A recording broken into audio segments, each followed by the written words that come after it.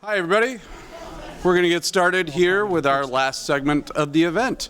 So hopefully you all enjoyed a good lunch and some additional networking opportunities. I did want to highlight just a couple of people. First off, the staff of AAS. They were mentioned before, but Emily Idelson, Jules Welsh, and Marta Sotokova, they're my team. They help put this whole thing on. So thank you very much to all of you. Appreciate it. And this event has been going on since 2019, and there's been a couple of people that have been a part of it since the beginning. One is not here today, couldn't make it this year, but Frank Slager, who many of you might know, he's been in the industry for a long time, and he helped get this whole thing started. So we thank him very much. And then Lori Manthe from Glenn.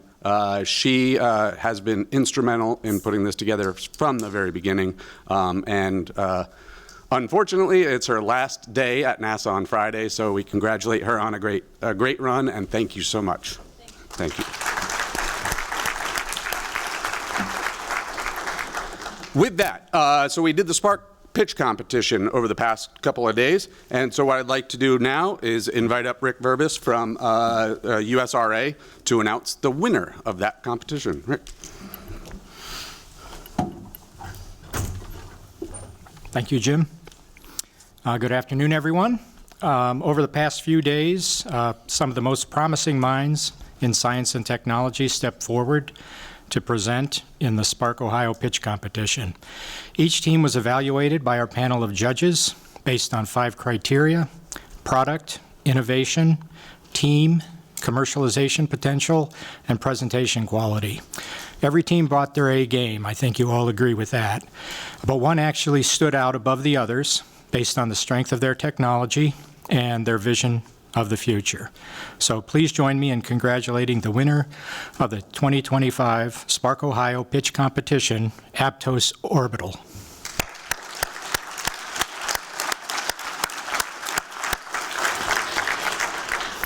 Unfortunately, Simon from Aptos Orbital is unable to join us today. He had a family issue and had to leave yesterday, you know, we want to recognize his team for their outstanding work. So, as you saw yesterday, Aptos Orbital is developing a rugged, intelligent computing system designed to operate inside satellites and spacecraft, and it acts as the brain, the connection, and even the cloud all in one. I think he put it on our table, the judges' table yesterday, a sample of that hardware. So it works as a computer, and it's built to survive the harsh conditions of space, radiation, extreme temperatures without breaking down. It can send and receive data from anywhere on orbit, even when flying over the north and south poles, so it's always connected. And it acts like a mini cloud, a server in space, so the satellite can process and store data without sending everything back to Earth. Their innovation is smart, robust, scalable, and timely. It's exactly the kind of solution we need to support the next generation of space missions. So for their outstanding work, Aptos Orbital will receive a $5,000 cash prize.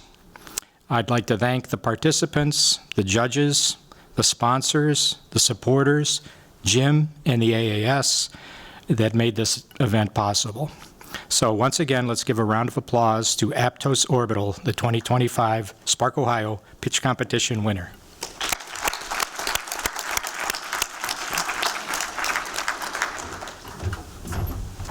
Excellent. Thank you very much. And I think all the entrants were really interesting and really cool to see. And, you know, this is the first time we've incorporated that into this agenda. And so we'll look for some feedback from you all on, you know, hopefully we'll do it again in the future and how we might, you know, just adapt a little bit and keep it coming back. So with that, let's get to our keynote. Colonel Doug Wheelock was selected by NASA to be an astronaut in 1998. Since then, he has accumulated more than 178 days in space. Doug flew on STS-120 in 2007, and in 2010, he served as a flight engineer for Expedition 24. and commander for Expedition 25. Wheels is also a dual-rated Master Army aviator and has logged more than 7,000 flight hours in 46 different rotary and fixed-wing aircraft and spacecraft. He is also an FAA-rated commercial pilot in single and multi-engine land craft, rotorcraft, and gliders. And we are very fortunate to have him here today. Wheels, come on up. Thanks. Thank you. Thank you guys for having me. It's really great to be here. I was a little scared when they said we needed to come talk about AI because I'm like, I'm not your guy with AI. So I was selected as an astronaut back last century, and I have problems putting apps on my phone. So I am not your guy with AI, but I want to talk a little bit today about going back to the moon. We're very excited about that. I wanted to first thank Jim for that introduction. It's really a pleasure to be here with you because we've got some exciting things going on at NASA to get back to the moon. I'd like to thank the leadership from Glenn Research Center here as well. Lori, it's so great to see you. I've been working with Lori for how many years? I don't even want to say. So most of this century, I think, but working with Lori, and then thank you to Center Director Jimmy Kenyon, Brian Smith, I think I saw earlier. I know Kyle's here, Kyle Phillips, and some folks that we've been working with at Glenn as well. And, of course, my friend and former Center Director at Glenn, and now my great friend and mentor, really, Jim Free. So Jim's in the back there, so really great catching up with him as well. I wanted to share a little bit with you about my journey and then talk about going back to the moon. And Jim, keep me straight on time. I know I've got a time constraint. So going back to the moon. So I got a chance, as Jim had mentioned, I got a chance to fly a couple of times on at NASA.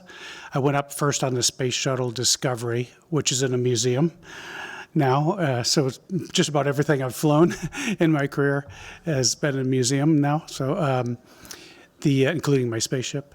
But it was a great mission, and it kind of gave me an introduction to what it's like to live and run a sprint in space, because we got a chance to go outside. And I did 3 spacewalks on that mission. You might remember that mission. We had a torn solar array. I wasn't really going to talk about today or show pictures, but it really kind of changed the course of my existence at NASA, understanding that with all this routine that we're designing into our systems and redundancy, that things go wrong, and they go wrong in everyday life, and we have to train our crews how to react to those things. And so going back in my journey, I remind everybody, this is, I love showing my wife this, because I'm not from Ohio, but I got here as quick as I could. I tell my wife anyway. So she's, and of course they're big Ohio State fans, and I'm kind of undeclared. I'm declared now. I had to, so. But I say, look, honey, at this picture, you can't even see the border between Ohio and Michigan. She said, yes, you can. You can see I-90 just south of the border, and you can see I-94 just north of the border. And so I said, okay, well, this is a picture that I took from space, just of the mosaic of our landscape. Just wanted to thank you for inviting me back here to Ohio, the birthplace of aviation, I remind everyone as well. And a lot of our first steps going back to the moon are going to begin and be actually refined right here in Ohio. Very proud of that. I want to take you back to this picture. I grew up in a very small town in upstate New York. I met somebody else from Albany. There we go. From Albany today. I was born in Binghamton, Bingo Town, we call it now. You went to Binghamton, it was SUNY Binghamton then, so now it's all posh. It's Binghamton University now. But I grew up on the east, toward the east out of Binghamton, alongside the western part of the Catskills, there in beautiful upstate New York. And when we first moved here to Glenn, I got a chance to do a rotation at NASA Glenn in 2019. And working with Ruben Del Rosario at that time, who was the director of aeronautics. And so I worked with Ruben a little bit. So I moved up with my wife and my dog, and we were standing at Huntington Beach Park over on that bluff, like overlooking the lake.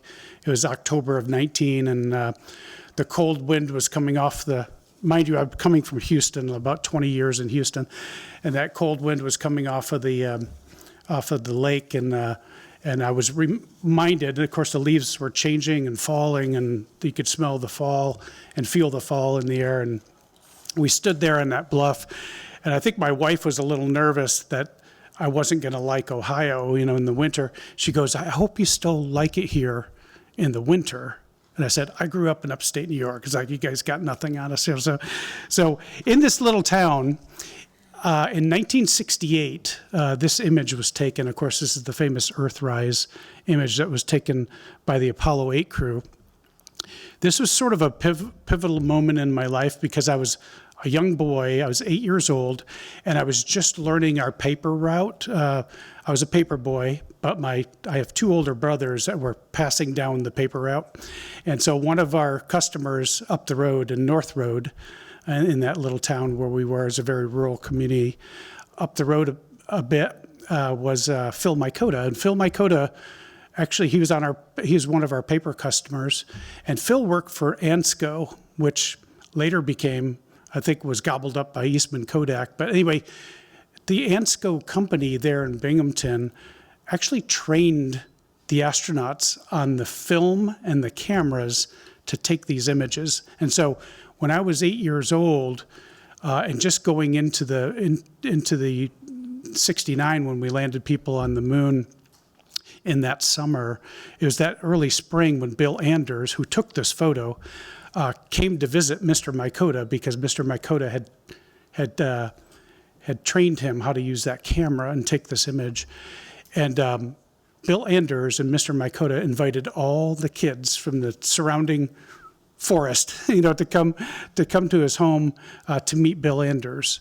And I remember that I have a big photo of that. I'm right there in the image as an 8-year-old boy with Bill Anders, thinking like I had no idea at that point how my life was going to change from that point, because it was that summer, of course, the summer of 69, when we put people on the moon with Apollo 11. It was during the summer, so I just remember it happening, the actual walk happening, or that first step happening late at night. I think it was 10 or 11 p.m. Eastern time, something like that. I remember staying up late and watching that with my dad and my mom.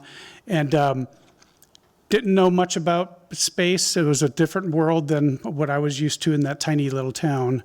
But I do know this. I saw Walter Cronkite take his glasses off, you guys might remember this, and kind of like wipe a tear from his eye, as did my dad. And I'm thinking like, wow, this is like a big moment. I don't know how things are going to be different from this point, but I know nothing will ever be the same after this moment. And I went on with my career for years and years, thinking to myself, now I came into fourth grade that right after that summer. We always started school in the early part of September. And I came into fourth grade that year, and Christine West was our brand new teacher from Albany. She actually went to school in the big city of Albany, which is our capital. And we always kidded with Miss West that she came to this little tiny country town and school to pay penance for her education degree. And but we came into fourth grade that year. And Christine West, hello, my name is Christine West. I'm your new teacher. Welcome to fourth grade. Who saw the moon landing? And I said, we all raised our hand. She goes, one day you could do that too. And we all thought, like, this lady is nuts. She has no idea this tiny little town, this tiny little school, and just really just filled with ordinary kids that just have dreams of playing outside, She has no idea where she is right now and how somebody like me could do something like that. But I don't remember much else from fourth grade, although I had a great year. It was a banner year for me. But what I remember is her speaking those words on my first day of fourth grade, not knowing that my life was going to change, as well as maybe many of you in this room, how we were changed by Apollo and putting people on the moon, because they didn't know if they could do it. Now we know we can do it. It can be done. And so that gives us a little bit of an edge on our confidence level getting back to the moon. But I remember several years later, I went through test pilot training and all this. I ended up at NASA and was selected in 1998. August 24th, 1998 was my first day as an astronaut. I had a brand new suit on. I had the NASA badge and my name tag, and that's it. No other patches. And we had an astronaut reunion like 3 days later, August 27th of 1998, and all the old pioneers came back. John Glenn was training for his shuttle mission, which went later that year. So John and Annie Glenn were there. And this Friday night, we had a big celebration. The tables were about like this, and there were 8 or 10 people at a table, circular tables. And they would always put the rookies with like some of the old pioneers. And all the old Apollo astronauts came back. John and Annie Glenn were there. And I remember that Friday night, I'm looking for my seat assignment. It's like, oh my gosh, I'm on the table with Neil Armstrong. And so I wasn't the only rookie, but there were several of us at that table. And I was like frozen, and I kept thinking back on 4th grade. And I wonder if Miss West was right that like little ordinary kids like me could do something like this as well, explore space and fly spaceships and things like that. And I remember Neil didn't really talk anything about the being on the moon. He talked about the trip afterwards, around the world they took with Buzz and Michael Collins, and just some of the funny stories and the things that happened to them. And then we started talking about, just sort of the feelings that he had. I got a chance to ask a question, and I said, Mr. Armstrong, when you were on the moon, did you have a moment to think and kind of take it all in, what a profound moment it was in human history, that things were going to change from this point? He goes, I thought about those things. I thought about, hey, when I go to get off this place and go back home, I hope that button works and that catalyst bed floods and I can get off the moon and go back home. I missed my family and my friends. And I thought about those the scientists and the rocket scientists that built that rocket to bring us here. And I thought to myself, what an amazing place we have when an ordinary kid from Wapakoneta, Ohio, can end up standing on the moon. And I thought to myself, and we all kind of chuckled, and I thought like, wait a second, that's kind of my story, and that's your story too. Because the reality is we're all really just ordinary kids from ordinary places looking for that opportunity for our life to intersect with the extraordinary opportunities that we find in this room, in this conference, at NASA, or whatever company you're working with as well, the innovative and creative thought that opens up doors of opportunities I know there's a lot of students here today that are going through university here and other places, and I want to encourage you to open your mind and find your passion for your life, because you'll never know where it's going to take you. And just keep your mind open to the possibilities that exist before you. So years later, I got back from my long-duration mission. I flew in 2010. I went up on a Russian Soyuz rocket and was up there for 6 months and maintaining the space station and commanding the space station. Came back home in that little charcoal briquette. And then I landed and my eyes were damaged, so I got a chance to really experience the physiological effects of long-duration spaceflight. And so I was grounded from NASA, and I actually left NASA and went back to the Army and went to Afghanistan with our troops and spent a couple of years in Afghanistan as well. As my eyes stabilized, I came back, and NASA said, Are you ready to come back? We'd like to get you back because we need you to work on the moon landings. And so I'm thinking I'm all in. So I'm back here with you now and chairing the joint test panel for the lunar landing. Our new mission back to the moon is called Artemis. And you guys know that in Greek mythology, Artemis was the twin sister of Apollo, and also goddess of the moon was the side gig she had.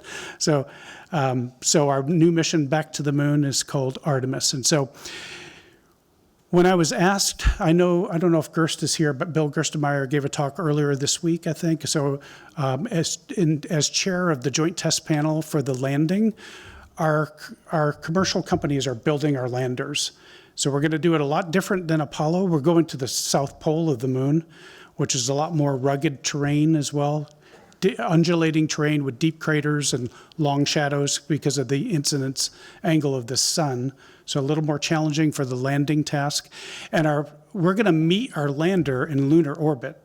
So we're going to launch the crew, go to lunar orbit, rendezvous and dock with our lander that will be waiting there for us. Then 2 people will get into that lander and fly down to the lunar surface, and then back up to the Orion spacecraft when their mission is done on the surface. So quite a bit different.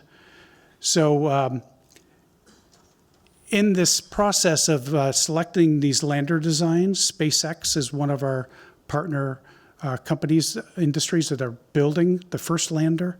And then Blue Origin is also building a lander. Much different designs, heavily automated, and they are not required to provide any training for astronauts beyond fixed base simulation. So there you can see we have a real risk gap. And so as chair of the Joint Test Panel, I was tasked to close this risk and determine a way that we can train.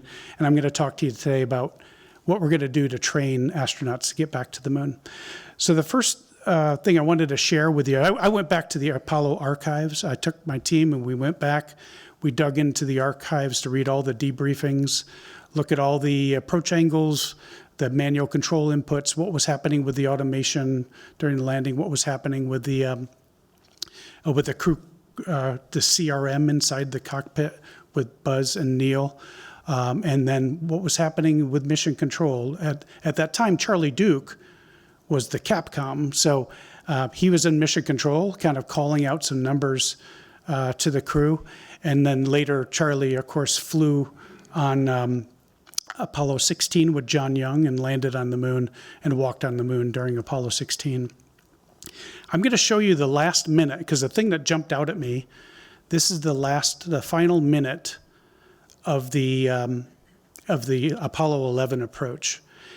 And you hear 2 voices in this clip, and neither of them are Neil Armstrong. And so I wanted to know why, and that's where we started. But I'm going to play this clip for you and just listen in. You'll hear Charlie Duke on Capcom calling out 60 seconds, 30 seconds. That's how much fuel they have left. And of course, you'll hear Buzz Aldrin giving some correction placement issues for Neil as well on the way down.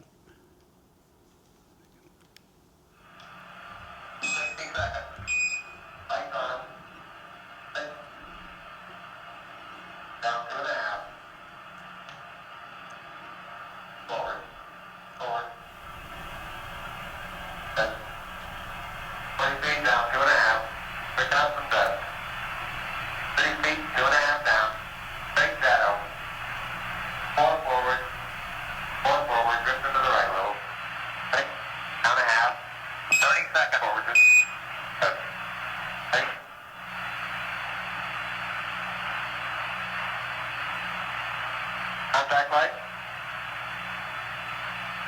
Okay, engine stop. APA at a descent. Power control both auto. Descent engine command override off. Engine arm off. 413 advance. We copy you down, Eagle. Listen, Tranquility Base here. The Eagle has landed. Roger, Tranquility. We copy you on the ground. You got a bunch of guys about to turn blue. We're breathing again. Thanks a lot.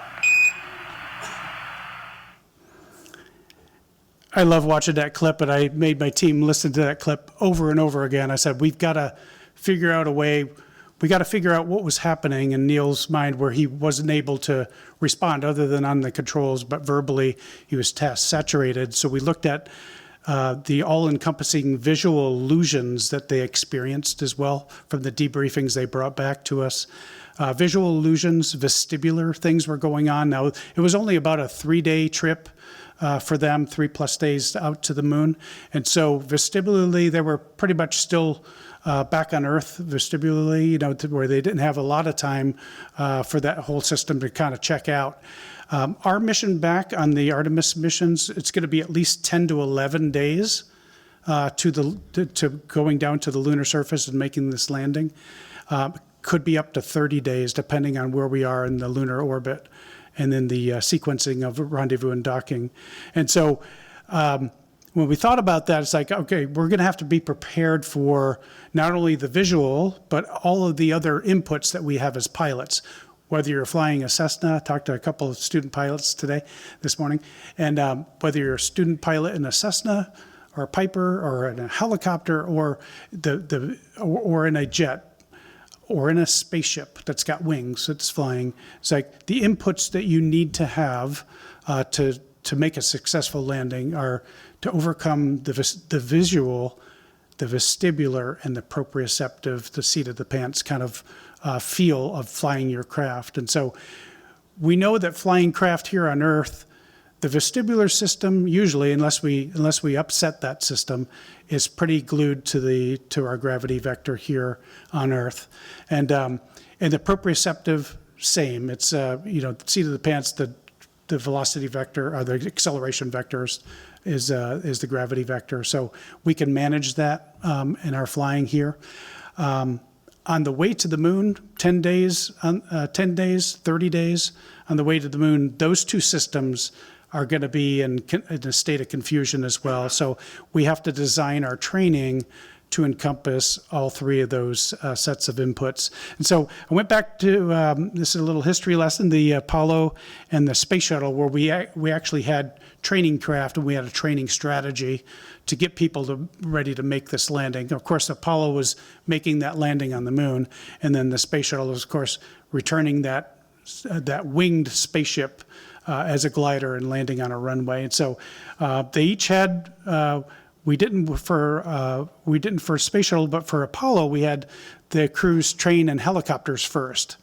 And I just read this past couple of weeks a statement from Gene Cernan, and it's like, you knew you didn't get helicopter training unless you were going to be assigned as an Apollo crew member or a backup. And so if you didn't get helicopter training, that was bad news. You weren't getting stuck. But as soon as you were sent to helicopter training, it's like, sweet, I'm in. So I didn't know that at first. I thought they all got checked out in the helicopters, but not so. And of course, in the middle there, in the top, you see the LLTV, the Lunar Lander Training Vehicle. We built 5 of these craft, and we crashed 3 of them. So successful ejections, of course, and I'll show you one of Neil Armstrong's ejection here, but we built 5 and ejected out of 3 of them, so there's 2 remaining. If you're a big history buff and like to see old airplanes, the last remaining LLRV, which is the research vehicle, is in the museum out in Edwards Air Force Base in California, and the last remaining Lunar Lander training vehicles hanging from the ceiling of the Teague Auditorium at Johnson Space Center in Houston. So that was a very dangerous craft, and only the commanders got a chance to fly that because the risk was so high in training. And so that was something our team is looking at as well. And then, of course, they had rudimentary simulation. During the shuttle days, we had T-38s that could fly L over D with the gear down and boards out and at idle, where you can replicate the final approach in the shuttle. And we had the shuttle training aircraft, which was our in-flight trainer for the shuttle program.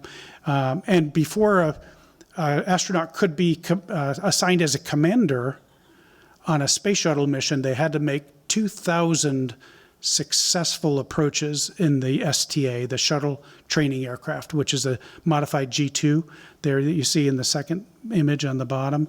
And then, of course, we had a little bit better motion-based simulation. We had motion-based simulation during shuttle. It was, of course, a hexapod base with hydraulic pistons and actuators, but we could move around. We could replicate sort of motion onset and initial response to control inputs, but then, of course, couldn't propagate it very well. And then we had fixed-base simulation as well.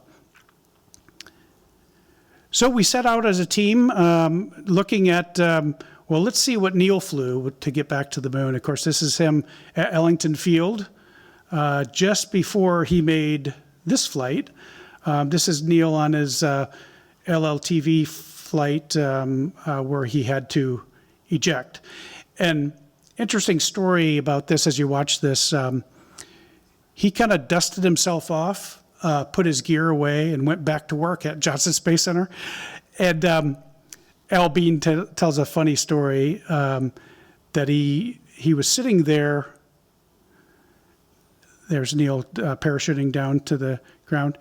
He got up, went back to work, and he was there with Neil, and Neil was there in the office, and he went out into the hallway, and some folks were saying like, "Hey, did you hear Neil punched out of the LLTV today? You know, craft is destroyed, but Neil survived it." And Al Bean goes, "Oh, he's sitting there in the office," and so funny the way the funny story goes. And so anyway, we're not going to do that again with the LLTV is the lesson learned there. But this is our risk matrix, and you may recognize this. So this is, we do a likelihood by consequence, and probably the companies that you work for. This is NASA's risk matrix. The likelihood we have right up this left side is essentially in a controlled environment. What is the likelihood that this failure is going to occur, or you're going to be faced with a decision? When you have real low consequence, column 1, it's all green. That's everybody goes home for dinner. So the first question people ask is, why don't we just do all simulation? Let's just use simulators. And we've got some really great advancements in sims. And our answer back to them, my answer back as a Joint Test Panel pilot, we claim that we want to train as we fly. And in column 1, which is where you are in a simulator mostly, everybody's going home for dinner. And so nobody feels that weightiness of extreme consequences for complacency, for errors, for miscoding of flight control algorithms and such. And so we're looking at that area as well. We have been fully adjudicated on our risk at HLS. It's the highest risk in the HLS program, which is Human Landing System Program, which is headquartered out of Marshall Space Flight Center in Huntsville, Alabama. And we are fully adjudicated as a 4x5 risk. And there's a risk statement up at the top. And we are one of the first tasks that I got as the chair of the Joint Test Panel is like, we need to mitigate this risk. And so that's what we've been doing. And we are taking a waterfall approach because we know that we're never getting out of column 5 when we're landing on the moon, because the ultimate consequence is just right around the corner from compromise or complacency. We know that we're going to be bouncing up against that red edge, and so we need to build that into our training. So we need to be training in a 2x5 that's circled there, and that's our mantra going forward.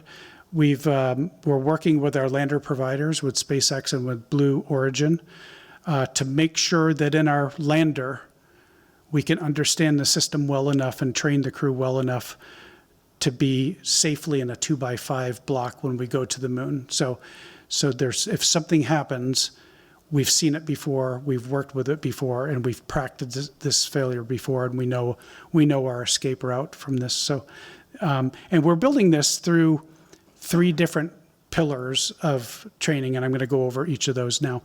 The first thing we're doing is we're going to high altitude and flying helicopters into Colorado Rockies. This is with the Army National Guard, the Colorado Guard, and it's amazing because the terrain up there in the Rockies is very much like the South Pole of the moon.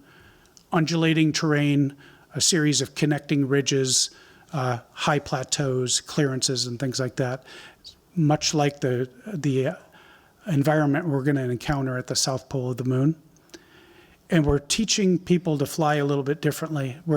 Our landing zones are at 10,000 feet and above. And if you're a helicopter pilot in here, you know that helicopters don't really like that altitude. And at that altitude, 14,000 feet in the approach is about the equivalent of 9 psi, so partial pressure of oxygen. So when we go to the moon, our craft is going to be somewhere between 8 and 9 psi pressurized. And so we expose our crews to hypoxia as well while they're flying these approaches. We do have supplemental oxygen, but we train for those things as well. And so it's amazing. It's an amazing operation there, and I'm going to show you a video clip here in just a minute.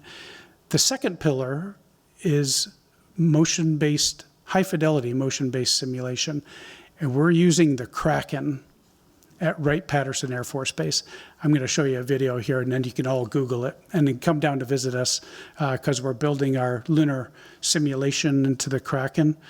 And here's my little brush with AI over the last actually several months. Our coders and flight control code engineers at Langley, NASA Langley in Virginia, are coding the flight control algorithms, and they're coding it to program the Kraken to accept a line of code as if it's a pilot input. And it's unforgiving if your line of code is bad or you make the wrong control input. And it'll equally respond in simulated lunar space because it's removed, has 1G obviously in the vertical, but all other axes and motion in those axes are tuned to 16G, so that motion, and there's no aerodynamic damping. So if you tilt that vector, it's going to keep going until you tell it to stop. And so we've we've designed that with some AI in there, and it's already caught us in our coding as well. It's like, your coding's bad, you need to fix this, So we're doing those initial test flights now in the Kraken. And then the last is the in-flight mastery, or in-flight trainer, which is going to be a free flyer.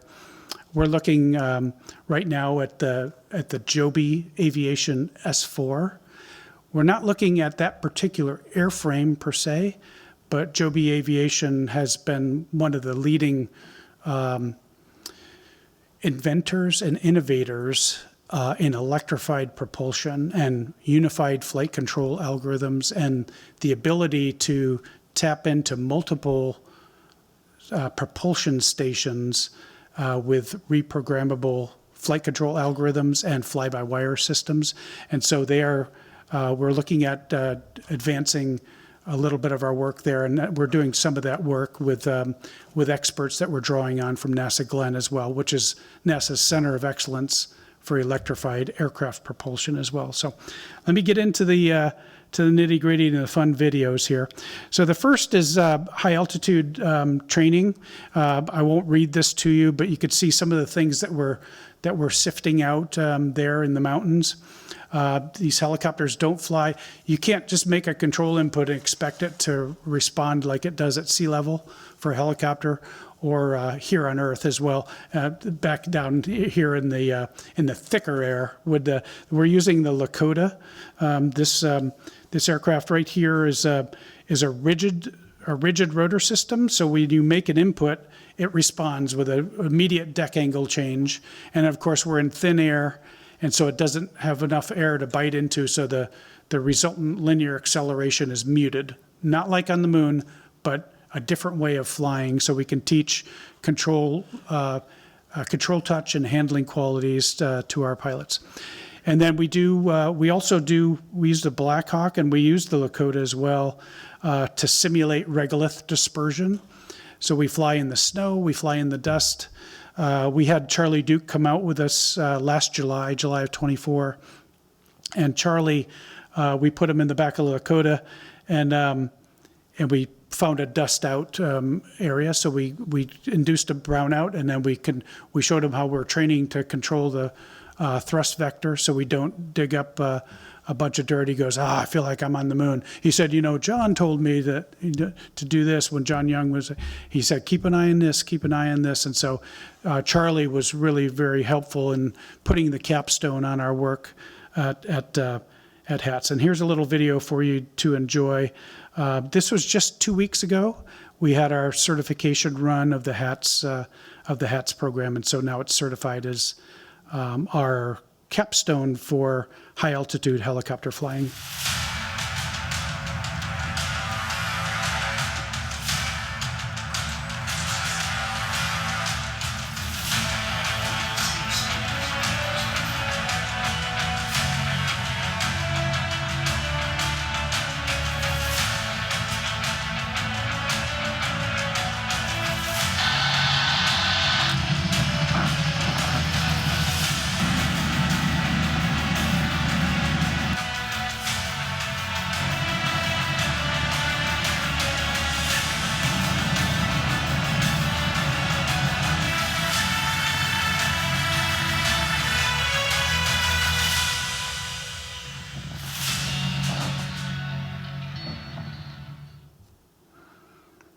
Our first pillar. Our second pillar is the Kraken. This has become near and dear to my heart. It is at Wright-Patterson Air Force Base. It's owned by the Navy. It's an amazing machine. And we are able now to introduce motion that we can't replicate in other simulators, especially simulators that are buttoned to the floor with hydraulic pistons and things like that, like a hexapod simulator, motion table or something like that. This has unconstrained pitch, yaw, and roll, 360 degrees, and it'll get your attention if you make the wrong control input, or if we coded our algorithms incorrectly as well. So we've done the first few test flights on this, and we're right in the middle of a test campaign to prove out this system. This will be a side-by-side seating eventually, so we'll be able to practice crew resource management in cross-cockpit cadence and call-outs to challenge and response to each other as we practice our simulation in here. The other cool thing about this, as being part of Wright-Patterson Air Force Base, we're able to get a link to mission control in Houston, to an integrated sim, so we can have people, our flight control team and flight directors in the simulation in Houston with someone in the Kraken, and actually being part of an integrated sim, which we could have never done until we employed this device. So I'm going to show you a little clip here, and then we'll share a little bit about the Kraken.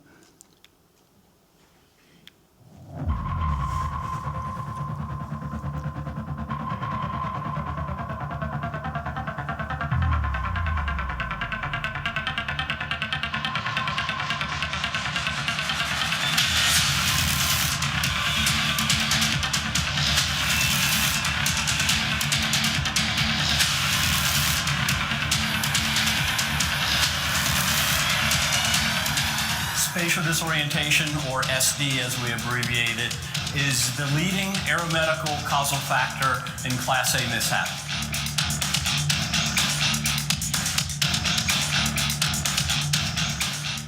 What the Kraken will bring, again, is in a controlled environment, we'll be able to replicate those forces of flight that get normal, healthy pilots into trouble.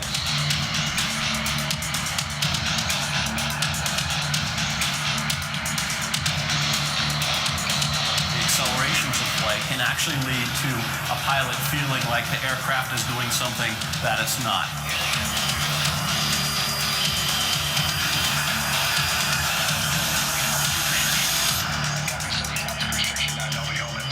Once we throw that motion component in there, they're actually feeling that seat of the pants feeling of flying their airplane, and it could completely change the way we're looking at the vestibular illusion versus the visual illusion and putting those two together. SD is a killer, and we're trying to understand it better in our lab here at Nemrity. There's almost no vehicle that we couldn't simulate with this machine between the out-the-window displays and reconfigurable controls and seats.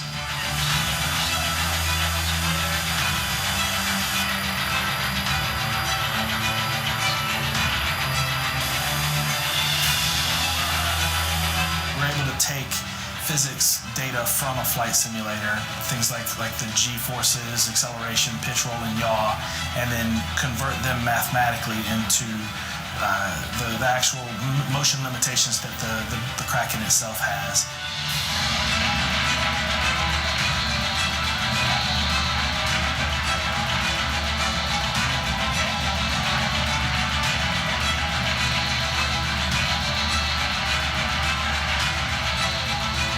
I think with the capabilities of the Kraken, we have, for the first time in decades really, an opportunity to address these problems because we can reproduce them now.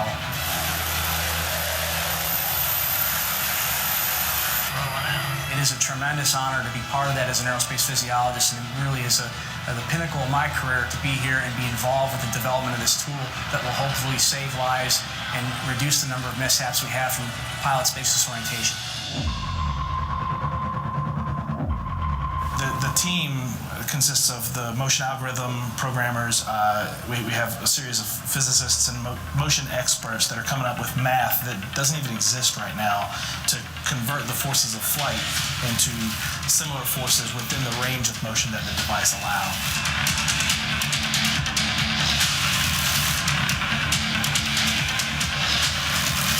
I'm blessed to have a great team, and that's the reason why this device is going to be a success. It's not because it was delivered with all the capability we need to do the research. This team is going to take it to that point.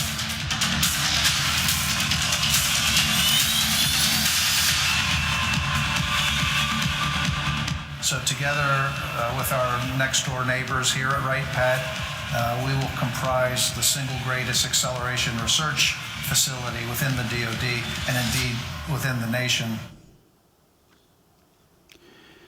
So I got my chance to, I did my first ride. This is just to spit up in the centrifuge, which is right next door to the Kraken at Wright-Patterson. And so what we're going to be doing for our Artemis crews we're going to spin them. I spun at 3GX for 1 hour to induce vestibular upset. And so this is me just kind of spinning up, and I'll get the full power here in just a minute. And then they'll start a clock, and I'm in there for an hour. And then they pulled me out and kind of stuffed me in the Kraken, and I reflew 25 different lunar approaches that I had flown that morning without being spun. And so it's given us really great data on vestibular degradation and how we can. And so we're going to expose our Artemis crews. This will be a one-time thing. This is sort of like hypoxia, where we run people through a pressure chamber just to kind of give them an idea of, hey, this is what it's like when your partial pressure of oxygen goes down and you're hit with hypoxia. We want to do the same. This is what it's going to be like when you get to the lunar surface. And we just want you to fly these approaches before, get spun for an hour, get back in the Kraken, and fly the identical approaches. So you have, you can feel what you're going to feel like when you get down to the lunar surface, having transited in 0G or micro G on the way out to the moon. And those vestibular and seat of the pants sensors are just kicking back online from being dormant for a few days. So this is up at speed? Okay. So finally we're up to speed, and so the hour begins. And so I spun it, this is 3GX, so this way, which is a lot easier to take than what I had anticipated. I was like, I don't know if I want to spin for an hour, but then they pulled me out of there and stuffed me back into the Kraken. So I'm going to run this is just one of the 25 approaches I did. And so that flashing up in the right corner, that's actually the eye tracker taking imagery of my eyes, where my eyes are looking, and scanning where my head is moving and things like that. So you can see that as compared.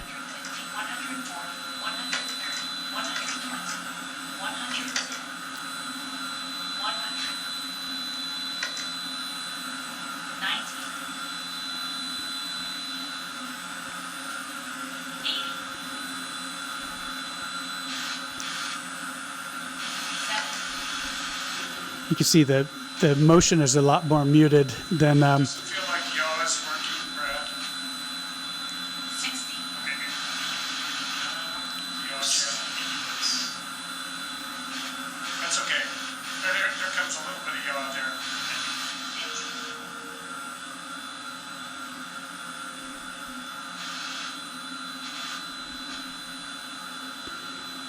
these are where we can design the displays. We'll actually have the controllers from our partner commercial companies, SpaceX and Blue Origin. Just a control tower thing, Brad. I think it's okay now. We'll provide their inceptors, their controls, their displays, and so we'll actually train on their cockpit configuration, and it's removable and replaceable with a separate configuration. So you essentially open the hood of the Kraken, unbolt it, pull it out, and put in the SpaceX lander design or the Blue Origin lander design as well. So very undramatic landing, of course, here, but we're just kind of tuning the motion control algorithm. 3,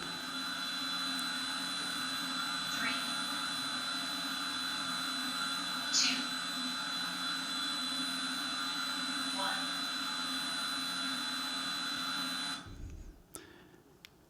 That's the Kraken. The third pillar is an in-flight trainer, a free flyer, and we're looking at this electric vehicle. These are some of the things on the left-hand side, and this is where we've been working very closely with our Glenn Research Center partners in-flight mastery of our training needs analysis, the skills that we've identified. We've identified 123 specific skills that our pilots have to master just for the approach and landing, and 15 essentially tasks, landing tasks that we need to train them to the mastery level in. And we're falling a little bit short now and so we've been working with our Glenn partners. We're using the T-34 and the PC-12 that have been located at Glenn, and that team there, just amazing engineers and flight ops there that have been helping us build this in-flight mastery of these skills to eventually lead us to an in-flight trainer as well.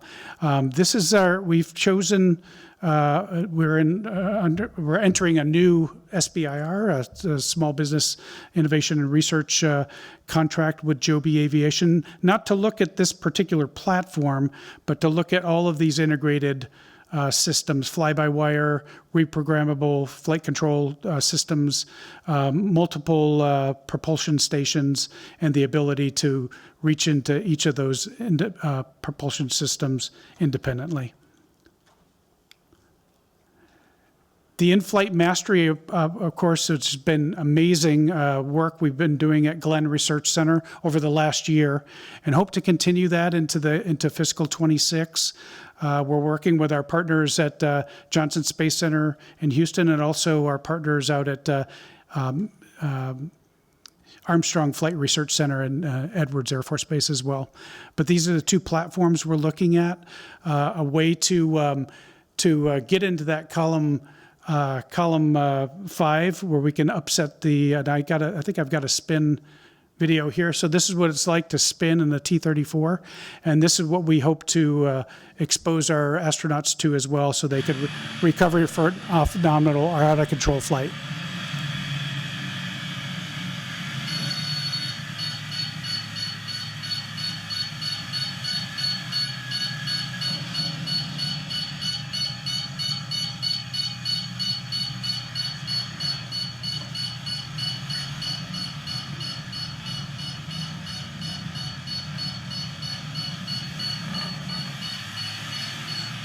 One of the requirements of our landers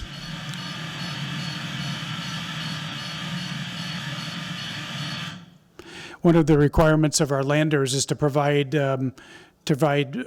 precision control, manual control of flight path and attitude of the vehicle during all phases of flight. And so we're teaching those skills and mastering those skills here. I think I just have a couple of minutes, Jim. Okay. I wanted to show you this too. This is the inside of a PC-12, the work that we're doing there. And again, I want to thank my cohorts from NASA Glenn for helping us achieve this type of syllabus for our pilots. What you see on the left here, these are what we call the training needs analysis. So of those 123 tasks, these are a big subset of of how we, of those tasks we have to master, those skills we have to master for the approach and landing. What you see at the bottom here, now this is really sped up, you're going to be glad. This is an 1.5-hour flight in the PC-12, and you'll see it click away. It's sped up dramatically, and you're going to see how we check off the block and a lot of these mastery skills that we have to develop in one flight in the PC-12. There's a lot of fast motion there, but you can see we're checking off in the phase 2. You can see the aircraft familiarization is the kind of then we get to start taxi and takeoff. And you can see the training needs that we've executed already, and then our HLS goals that we've achieved as well through the various phases. There's in-flight familiarization. And you could see marching along the timeline at the bottom. And then you could follow along on the map to our little tour of Northeast Ohio. And using these various profiles, again, with automation. There's a great autopilot system and stability augmentation system in the PC-12. And it also can be, you can dump all of that and fly it manually as well. So we're teaching our folks to be able to command that automation and then dump that automation when it's misbehaving or what have you, or just for practice and then manually fly these maneuvers. But you can see now as we get into the landing profile and approach profile, you can see us clicking off those tasks now, so the tasks that we have to master. So we can practice these things in the PC-12 as well. And I wanted to thank my friends at Glenn Research Center for helping us with this research. And then here's our in-flight trainer. This is a little promo video, about a minute long. This is the vehicle we're looking at, the Joby S4 electric vehicle.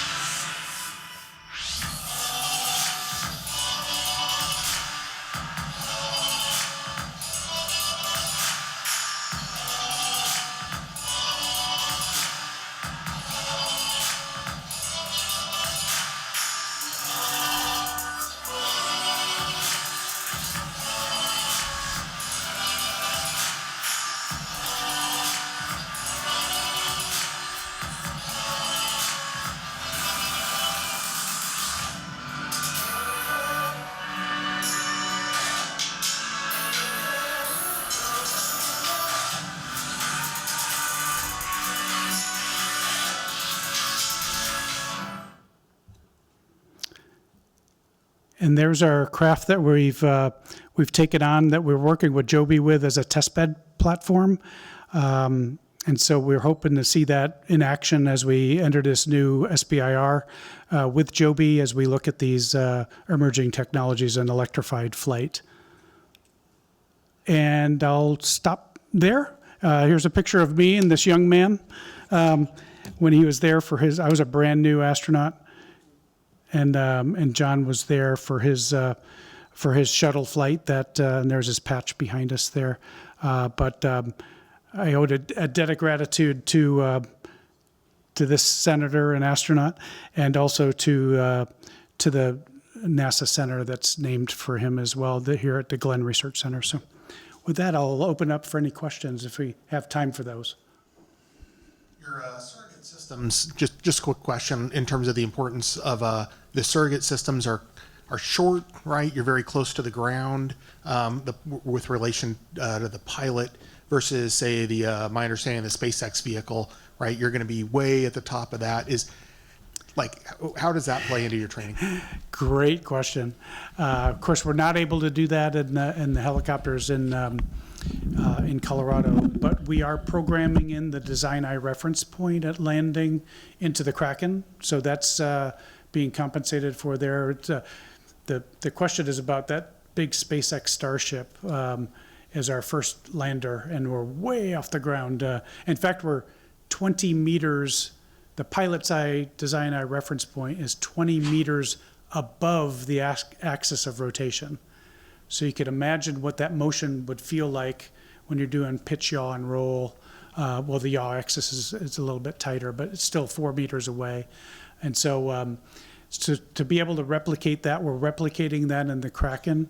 And we hope in this vehicle, this Joby vehicle, we can program in those landing systems as well. We'll be wearing a fused visor in the front. We're looking at doing work with Red 6 Aerospace where we'll have a visor where we lower that visor and we'll have the lunar surface as we look out the window. And we can design our displays and controls to bring the pilot to a design eye reference point at landing as well. So we could replicate it. Now, some of the things we can't replicate, but we're looking at in the mountains as well, is sloped landings and things like that. The thing that concerns me the most because of this undulating terrain is landing that thing on a really steep slope and tip over dynamics and things like that. So those are the things that keep me awake at night. And so we're practicing slope landings in the mountains as well. So this is what 8 degrees feels like. This is what 5 degrees feels like. And so our pilots can feel that as well. We're programming in both slosh dynamics, because there's a lot of fuel on these things too, and the sloshing around of fuel. I wanted to also say that the Blue Origin lander is, the pilot's eye position is actually about 1 meter to 1.5 meters below the axis of rotation. So that motion is going to feel like sort of like a pendulum. So with reprogrammable flight control algorithms, we could replicate as close as possible to what that motion is going to feel like in the pitch, yaw, and roll. So yeah, a great question. And unfortunately for us, we're not on the moon. And so no one platform is going to be 100% faithfully replicate the motion control on the moon. And so we're trying to piece together a mosaic to teach mastery to the various skills. And then where we have gaps, to pick that up in training with the crew as well. That is a great question. Thank you. I think that's one more quick one. All right, good question. I'll make it quick. So my quick question is, given the amount of time between Apollo and Artemis, do you feel like there is a gap in expertise, given that most of the people aren't around now that were back then that were actually doing the moon landings? That's a great question. Yes, I think you're asking if there's a concern for that. I think yes across the board. The first thing we did as we went back to the archives, and we've consulted a lot with Dave Scott, commander of Apollo 15, with Charlie Duke, who was the lunar module pilot on Apollo 16, and with Harrison Schmitt, who was not a test pilot. So I was really particularly interested in hearing Harrison Schmitt, Jack Schmitt's on Apollo 17, his thoughts on the training and the response of the vehicle when they got there, having not been a professional pilot. He was a geologist coming in, and what training looked like for him and what was irreplaceable training, and what did he know about the lunar lander as far as the LLTV, how that flew and what to expect on the landing as well. So there is a gap. Like I mentioned earlier, the huge benefit that we have, of course, we have a couple of really great things in our favor. We have like 60 years of technology advancements where we can replay these things and refine these things so we can replicate as close as humanly possible to what the experience is going to be. And we know it can be done. They didn't know that. And so, and then each mission they came back and they fed back then that information, and each one had their own issues, sloped landings and avoiding craters and boulder fields, and things like that. So all of that fed back into the Apollo systems. But yes, I am concerned about it. I think we're doing the best we can in drawing down that risk. That's why we're not getting out of column 5 in the risk. Others have said like, well, you should be able to move that risk off of column 5. Is no, because that consequence is always there. And I haven't been to the moon, and neither has anybody that's coding these landers with the flight code and the algorithms, they haven't been to the moon either. So we are bound in our training. We have boundaries of the imagination of the people, our teams that coded these vehicles, and our own imagination in coding our training platforms as well. So we have to be careful of that, but we do have we are standing on the shoulders of giants in the way of, we know it can be done now, and we have lots and lots of great technology and AI and automation that we can learn to work with. Trust but verify is my position on automation, but great question. Okay. Thank you. Thank you, guys.